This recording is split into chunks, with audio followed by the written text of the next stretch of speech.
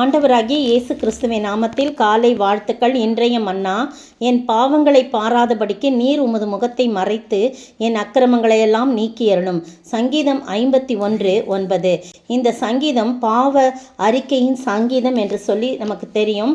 ஒவ்வொரு முறையும் நாம் ஆலயத்திலே நம்ம இந்த சங்கீதத்தை பாவ அறிக்கையாக நம்ம சொல்கிறதெல்லாம் நம்ம பார்க்குறோம். பாவ அறிக்கையின் சங்கீதம், தாவீதின் பாவ அறிக்கை சங்கீதம். நம்ம ஒவ்வொரு முறையும் பாவ அறிக்கை செய்யும்போது, என் பாவங்களை பாராதபடி நீர் உம்முடைய முகத்தை மறைத்து என் அக்கிரமங்களெல்லாம் நீக்கணும்னு சொல்கிற வரிகளை கூட நம்ம பார்க்கலாம். இந்த அருமையான வேளையில் பத்சேபாளிடத்தில் தாவீது பாவத்திற்கு உட்பட்ட பின்பு நாத்தான் தீர்க்கதரிசி அவரிடத்தில் வந்து அவன் பாவத்தை உணர்த்தின போது பாடி ராகத்தலைவனுக்கு ஒப்புவிக்கப்பட்ட தாவீதின் சங்கீதம்னு சொல்லப்பட்டிருக்கு. அப்போது பத்சேபாளிடத்தில் அவன் பாவம் செய்தான்.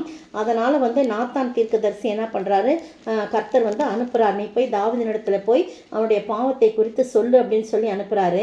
அது 2 சாமுவேல் 12ஆம் அதிகாரத்தில் சொல்லப்பட்டிருக்கு. அப்போ வந்து நாத்தான் வந்து ஒரு கதை மாதிரி அதை சொல்கிறாரு. ஒரு பட்டணத்தில் 2 மனுஷன் இருந்தார்கள். ஒருவன் ஐஸ்வர்யவான், மற்றவன் தரித்திரன். ஐஸ்வர்யானுக்கு நிறைய ஆடு மாடுகள் திரளாக இருந்தது. தரித்திரனுக்கு தான் கொண்டு வளர்த்த ஒரே சின்ன ஆட்டுக்குட்டியை தவிர வேறொன்றும் இல்லாதிருந்தது. அது அவனோடும் அவன் பிள்ளைகளோடும் கூட இருந்து வளர்ந்து அவன் வாயின் அப்பத்தை தின்று அவன் பாத்திரத்தில் குடித்து அவன் மடியிலே படுத்துக்கொண்டு அவனுக்கு மகளை போல் இருந்தது. ஆனால் அந்த ஐஸ்வர்யவானிடத்தில் வழிபோக்கன் ஒருவன் வந்தான்.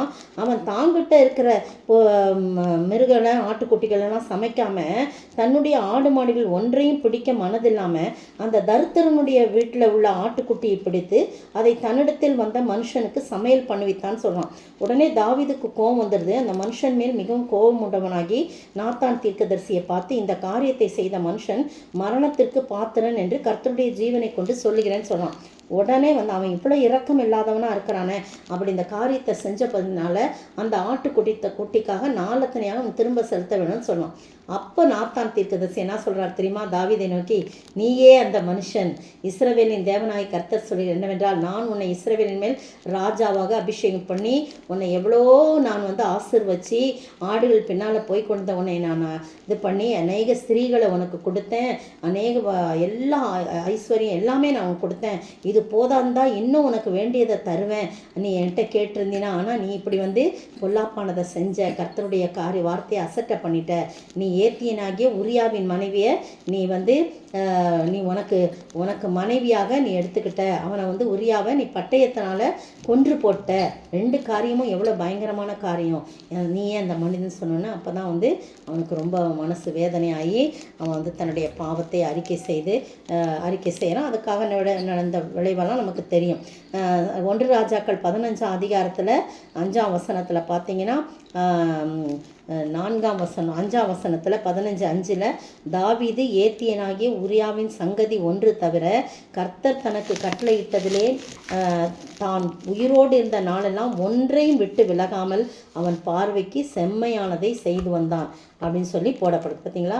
அந்த ஒரு பாவம் தவிர மற்றபடி அதுக்கு பிறகு அவன் எந்த தவறும் செய்யலை அப்படின்னு சொல்லி போடப்பட்டிருக்கு. அதுதான் இந்த பத்சேபாள் இடத்துல பாவம் செய்த போது நாத்தான் தீர்க்கதரிசியால் உரைக்கப்பட்ட போது தாவீது பாடின அந்த பாவ அறிக்கை பாடலாக இருக்குது. அதில் ஒரு வரி தான், என் பாவங்களை நீர் பாராதபடி நீர் உமது முகத்தை மறைத்து என் அக்கிரமங்களையெல்லாம் நீக்கியறணும் அப்படின்னு சொல்லி கொடுத்து, சுத்த இருதயத்தை என்னில் சிருஷ்டியும் நிலைவரமான ஆவியை என் உள்ளத்தில் புதுப்பியும், ஆண்டவரே உடைய சமூகத்தை விட்டு என்னை தள்ளாமல் இருங்கன்னு சொல்லி அழுது வேண்டுறதை நம்ம பார்க்குறோம். நீங்களும் நானும் ஆண்டவருடைய சமூகத்தில், ஆண்டவரே என் பாவத்தை நீங்கள் பார்த்தீங்கன்னா நான் எங்கே போவோம் ஆண்டவரே, அதனால் என் பாவங்களை பாராதபடி உடைய முகத்தை மறைச்சிக்கங்கப்பா, என் அக்கிரமங்களையெல்லாம் என்னை விட்டு நீக்கியறணும்னு சொல்லி நம்ம கேட்கும்போது ஆண்டவர் நம்முடைய பாவங்களையெல்லாம் நமக்கு மன்னித்து தம்முடைய முகத்தை அந்த பாவத்தை பார்க்காதபடி அதை மன்னித்து மறந்து அக்கிரமங்களெல்லாம் நீக்கி நம்மை சுத்திகரிப்பார். ரத்தாம்பரம் போல நம்முடைய இருதயத்தின் பாவங்கள் சிவப்பாக இருந்தாலும் பஞ்சை போல வெண்மையாக்குவார்.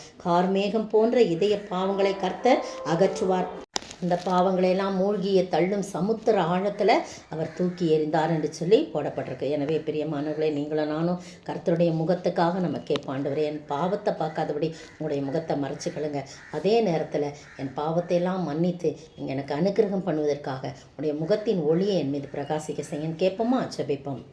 இரத்தாம்பரம் போல் சிவப்பான என் இதய பாவங்களை பஞ்சையும் போலவே வெண்மையுமாக்கி தஞ்சமென கீந்தார். மேற்கு திசைக்கும் கிழக்குக்கும் மாயெண்ணிலா தூரம் எந்தன் பாவங்கள் அத்தனை தூரம் இயேசு விலக்கினார்.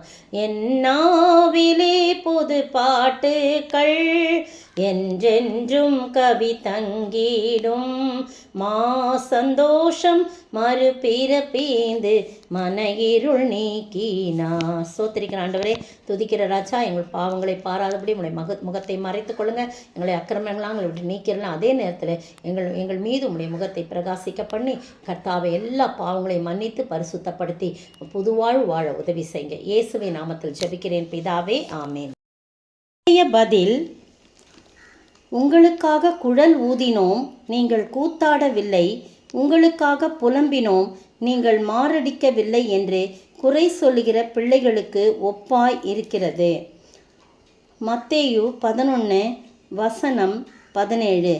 இன்றைய கேள்வி: எந்த நகரம் எங்கு உயர்த்தப்பட்டது, எங்கு தாழ்த்தப்பட்டது? எந்த நகரம் எங்கு உயர்த்தப்பட்டது, எதுவரை தாழ்த்தப்பட்டது?